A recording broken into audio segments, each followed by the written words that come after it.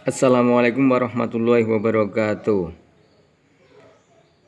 Dalam kesempatan ini akan kami Sutrisno dengan NIM 22221069 dan Nurul Latif Az-Zahro dengan NIM 22221042 akan mempresentasikan tentang keseimbangan umum dan peran sektor publik dalam perekonomian.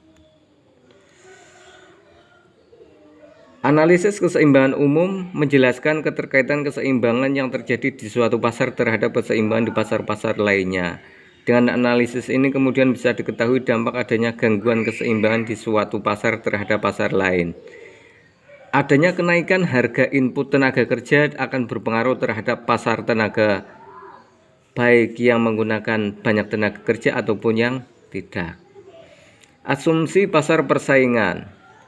Asumsi dasar yang dipegang adalah bekerjanya pasar secara sempurna, yaitu adanya mobilitas input ataupun output secara sempurna, adanya kesempurnaan informasi dan berlakunya persaingan, yaitu banyaknya penjual dan pembeli yang memiliki kekuatan tawar-menawar yang seimbang. Keseimbangan umum antar pasar menganalisis dampak adanya perubahan keseimbangan di suatu pasar barang terhadap harga dan kuantitas keseimbangan di pasar lain.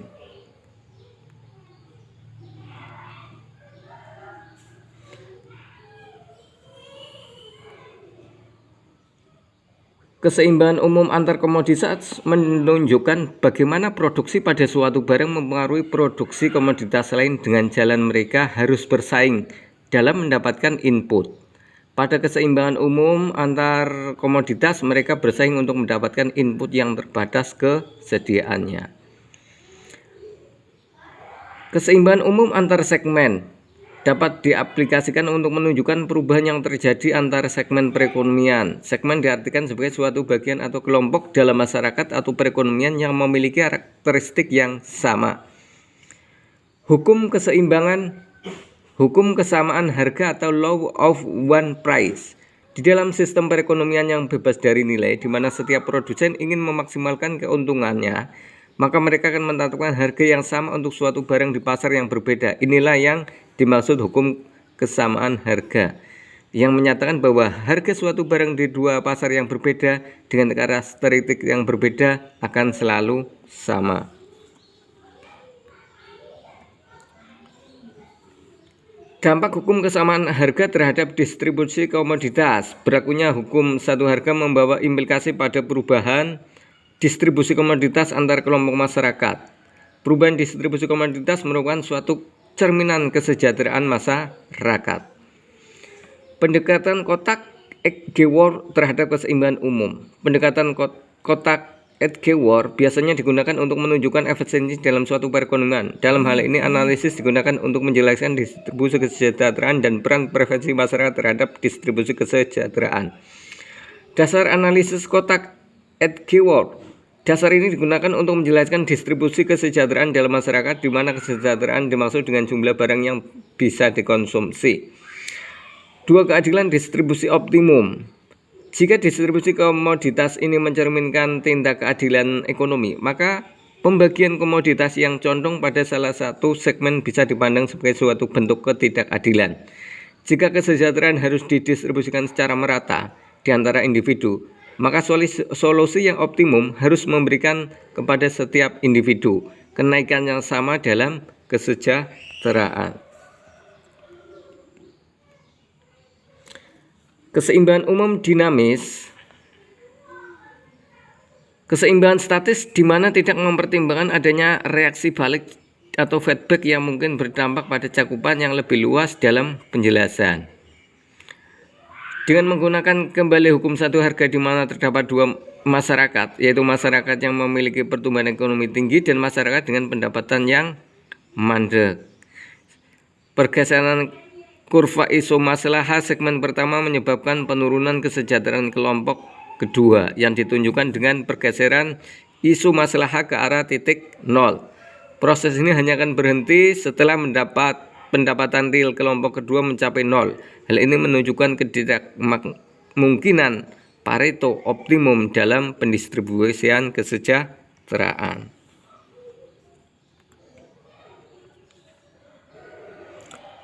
Peran zakat terhadap distribusi kesejahteraan, di mana kesejahteraan kelompok berpendapatan mandek akan tergerus oleh kelompok kesejahteraan berpendapatan tinggi. Bagaimana hal yang bisa dilakukan dengan melakukan transfer pendapatan dari kelompok yang pendapatannya meningkat kepada kelompok yang pendapatannya mandek. Transfer pendapatan berperan suatu cadangan kesejahteraan bagi kelompok kedua. Fungsi zakat dalam ekonomi Islam. A. Zakat berfungsi untuk mengurangi tingkat pendapatan yang siap dikonsumsi oleh segmen orang kaya atau muzaki. B. Zakat berfungsi sebagai media transfer pendapatan sehingga mampu meningkatkan daya beli orang miskin.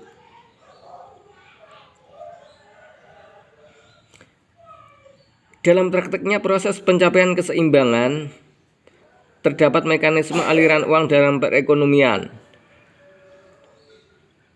Dampak uang terhadap output. Peran uang dan output perekonomian melalui proses teknologi pemrosesan input dapat diawali dari penjelasan mengenai teknologi. Teknologi yang dikendalikan oleh nilai-nilai Islam adalah teknologi dengan input konstan. 2. Dampak uang terhadap harga. Dapat disimpulkan bahwa dampak akhir dari kenaikan jumlah uang yang ditawarkan akan menaikkan harga di setiap pasar dan tidak memiliki dampak terhadap output perekonomian. Hal ini menunjukkan bahwa uang tidak mempunyai dampak nyata dalam penciptaan output. Uang hanya memberi dampak pada pergerakan harga barang. Peran uang dalam transaksi. Uang tidak memiliki dampak apapun terhadap output. Peran lain dari uang terhadap transaksi. Misalnya, uang yang diperlukan untuk transaksi adalah uang yang digunakan untuk memfasilitasi seluruh transaksi dalam perekonomian. Peran sektor publik dalam perekonomian. Rasionalitas peran pemerintah. Pemerintah adalah pemegang amanah Allah untuk menjalankan tugas kolektif dalam mewujudkan kesejahteraan dan keadilan, serta tata kehidupan yang baik bagi seluruh umat. Dalam pandangan Islam, peran pemerintah didasari oleh beberapa argumen, yaitu A. Derivasi dari konsep kekhalifahan. B. Konsekuensi adanya kewajiban-kewajiban kolektif. C. Adanya kegagalan pasar dalam merealisasikan fala. Peran pemerintah untuk menciptakan pasar yang efisien. Pasar yang efisien adalah pasar yang mampu menghasilkan masalah yang maksimum. Pasar terjadi manakala harga yang tercipta adalah sama dengan biaya minimum untuk menghasilkan satu unit barang tersebut. Secara teknis, kondisi seperti ini dapat tercipta apabila pasar dapat bersaing dengan sempurna, di mana ada satu individu pun yang dapat mengatur harga pasar. Cara naluriah, manusia memiliki karakter yang mendorong untuk berburu monopolistik rent dan berlaku tidak efisien sebagaimana disampaikan dalam Al-Quran. Manusia memiliki sifat ceroboh, teledor, dan cenderung menghamburkan sumber daya ketika ketersediaannya berlimpah. Berdasarkan teks ini maka bisa disusun suatu lema. Manusia akan melakukan kecerobohan dalam mengelola sumber daya ketika situasi di sekeliling dia memungkinkan terjadinya hal tersebut. Manusia akan melakukan kecerobohan dalam mengelola sumber daya ketika mereka mempunyai cadangan endowment lebih dari yang semestinya diperlukan.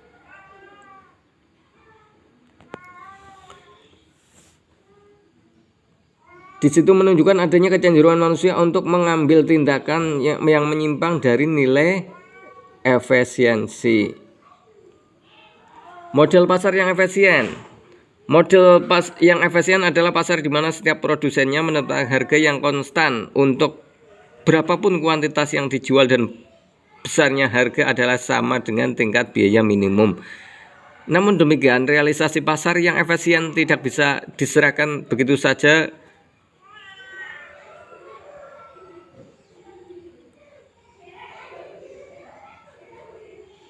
kepada pelaku pasar karena setiap naluri produsen berkecenderungan mencari rente. Diperlukan intervensi pemerintah untuk mengurangi kecenderungan ini. Ruang lingkup peran pemerintah. Pemerintah mempunyai peranan yang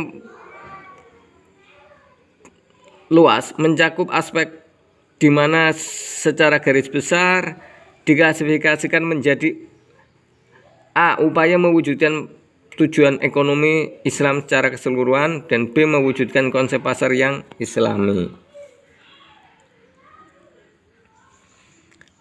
Eksternalitas adalah dampak dari suatu aktivitas ekonomi yang diterima pihak lain, baik positif maupun negatif, di mana pasar tidak mampu menyediakan sistem kompensasi yang adil terhadap dampak tersebut.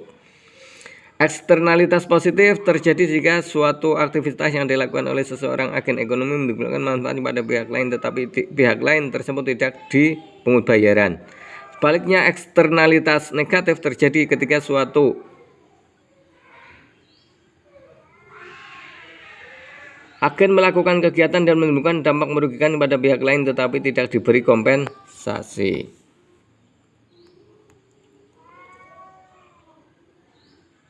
Peran pemerintah berkaitan implementasi moralitas Islam. Beberapa peran itu sebagai berikut. A. Memastikan dan menjaga implementasi nilai dari moral Islam secara keseluruhan. B. Memastikan dan menjaga agar pasar hanya memperjualbelikan barang dan jasa yang halal, thayyibah. Barang yang haram dan makruh beserta mata rantai produksi, distribusi, konsumsinya harus dilarang secara tegas. C. Melembagakan nilai-nilai persaingan yang sehat, kejujuran, keterbukaan, dan keadilan. D. Menjaga agar pasar hanya menyediakan barang dan jasa sesuai dengan prioritas kebutuhan masyarakat sebagaimana diajarkan dalam syariat Islam dan kepentingan perekonomian nasional. Peran pemerintah yang berkaitan dengan mekanisme pasar. A. Secara umum memastikan dan menjaga agar mekanisme pasar dapat bersaing dengan sempurna. Pemerintah menjamin kebebasan masuk dan keluar pasar, menghilangkan berbagai hambatan dalam persaingan seperti monopoli, menyediakan informasi, membongkar penimbunan, melarang kartel-kartel yang merugikan, dan lain-lain. B. Membuat berbagai langkah untuk meningkatkan daya saing dan daya beli dari para pelaku pasar yang lemah, misalnya produsen kecil dan konsumen miskin. Termasuk dalam hal ini menciptakan agar skenario kerjasama di antara pelaku pasar, misalnya para produsen besar dan kecil, untuk meningkatkan efisiensi dan pemerataan. C. Mengambil berbagai kebijakan untuk menciptakan harga yang adil, terutama seandainya persaingan yang sempurna tidak dimungkinkan terjadi pada pasar. Monopoli tidak selalu akan berdampak buruk bagi masyarakat seandainya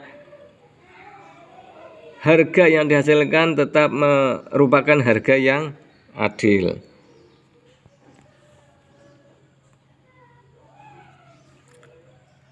Instrumen kebijakan pemerintah. Dalam menjalankan perannya, pemerintah membawa instrumen kebijakan antara lain: A. Manajemen produksi dan ketenagakerjaan di sektor publik.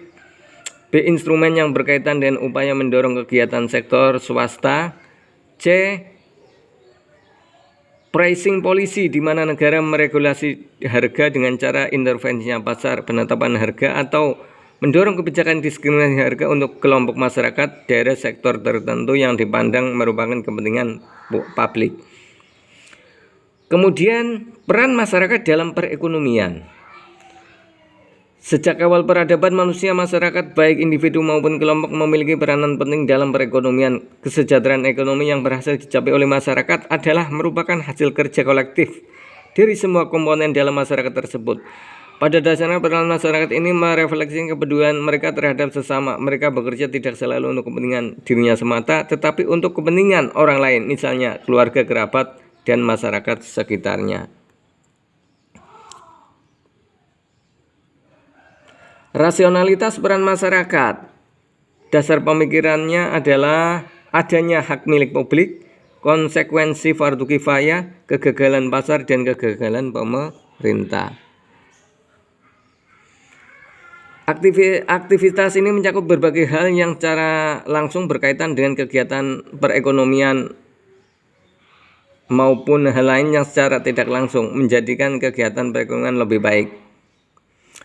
A. Menjaga kebutuhan ekonomi keluarga. Sebagai institusi terkecil dalam masyarakat, keluarga telah memberikan kontribusi yang bernilai ekonomi sangat tinggi terhadap perekonomian. B. Mengelola ZIS. Islam telah mengatur kewajiban zakat dan sasaran pemanfaatannya secara pasti, karena zakat memiliki dampak ekonomi yang lebih pasti pula. C. Menyediakan pelayanan sosial, penyediaan layanan jasa untuk memenuhi kebutuhan masyarakat seperti pendidikan umum dan keagamaan, advokasi dan perlindungan lingkungan hidup. D. Pengelolaan wakaf. Wakaf adalah salah satu bentuk kekayaan yang secara hukum diberikan pada publik meskipun dilakukan untuk pemerintah dan masyarakat sendiri.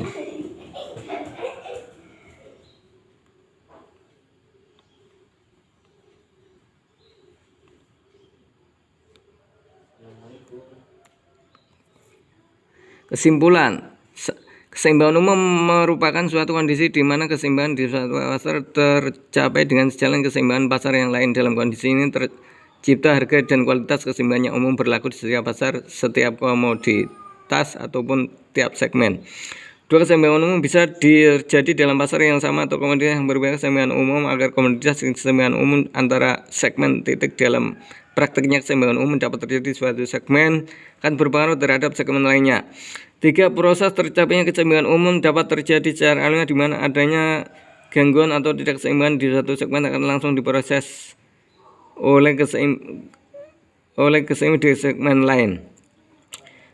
4, keseimbangan umum yang terjadi alamiah berakibat ada ajaran kecenderungan keseimbangan yang mungkin antar sektor, antar komoditas. Hal ini membawa implikasi bahwa adanya peningkatan permintaan di segmen bisa berdampak pada kekurangan permintaan di segmen lain.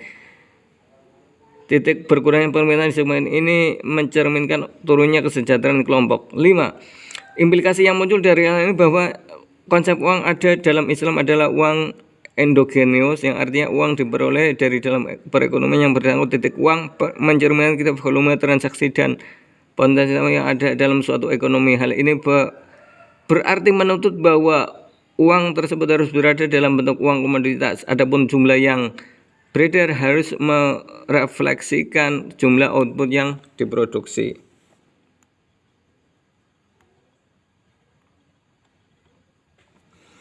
6, peranan pemerintah dalam perekonomian Islam memiliki dasar rasionalis yang kokoh. Dalam pandangan Islam, peran pemerintah di sana beberapa argumen, yaitu dari dan konsep kekhalifahan, konsekuensi adanya kewajiban dan kewajiban kolektif, adanya kegagalan pasar dalam menyelesaikannya.